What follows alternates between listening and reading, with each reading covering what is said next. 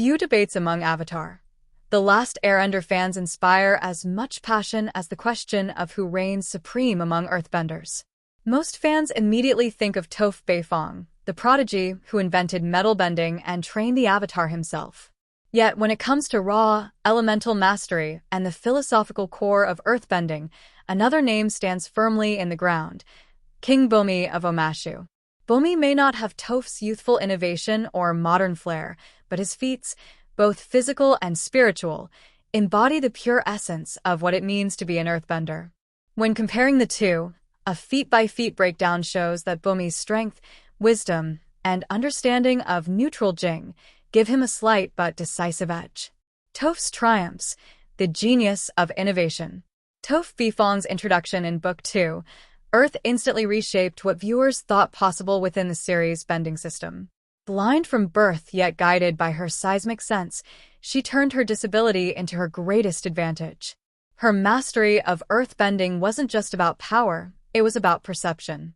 One of her greatest displays came during the infiltration of Ba Sing Se's upper ring, where Toph and Aang effortlessly reshaped the entire battlefield. Toph's ability to turn the city's terrain into a weapon showed her tactical brilliance. And, of course, her crowning achievement, the invention of metal bending, changed the course of Avatar history. With this discovery, she proved that limits in bending were often self-imposed illusions.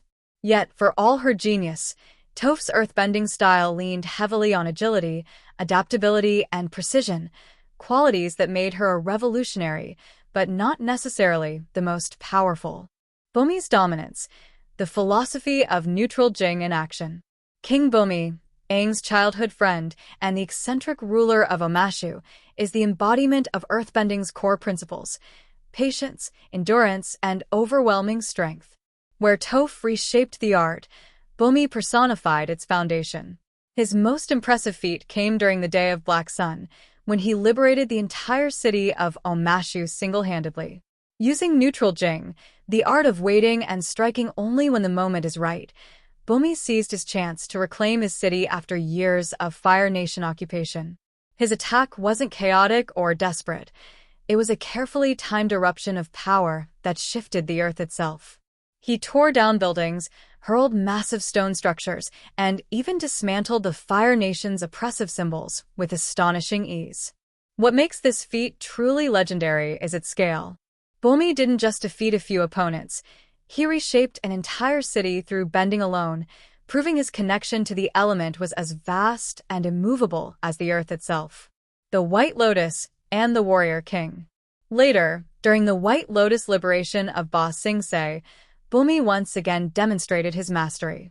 Even against the Fire Nation's most formidable forces, many of whom were empowered by Sozin's comet, Bumi tore through battalions and war machines without breaking a sweat.